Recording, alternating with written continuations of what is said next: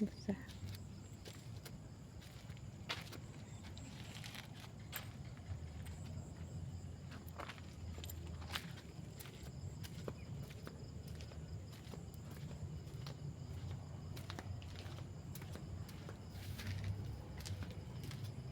นผักเนาะ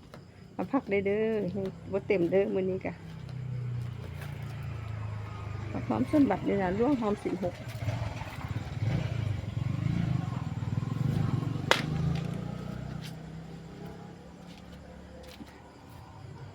ยินดีต้อนรับคือบ้านนี้ก็มีแขกหลายเลยต้นอิมพอร์ต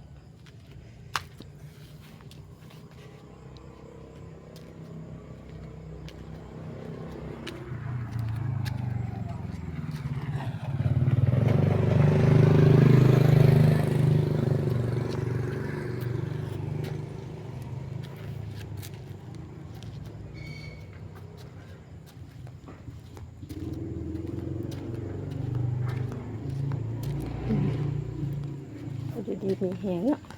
ครอบครัวอยู่เย็นเป็นสุขเด้อสิได้คลายบ้านมีแค่คนมาบริการได้ไล่ถังเสาเบตงเด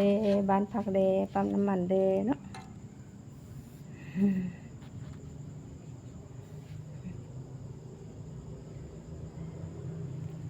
อยู่เพิ่นถึงบ่ฮู้ว่าเพิ่นเฮ็ดหรือบ่เนาะ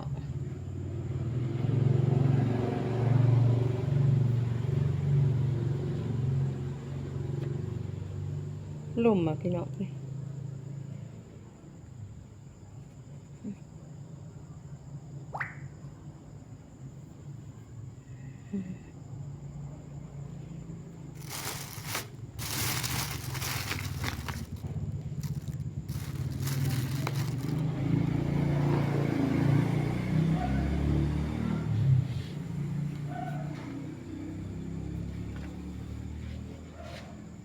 ลุ่ม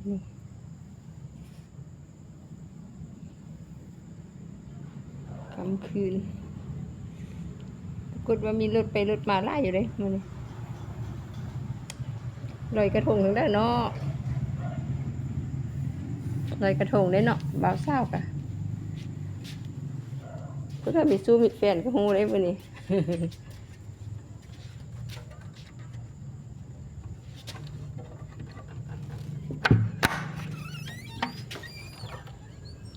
คนสำคัญเราเป็นฮู้มื้อนี้แหละเนาะ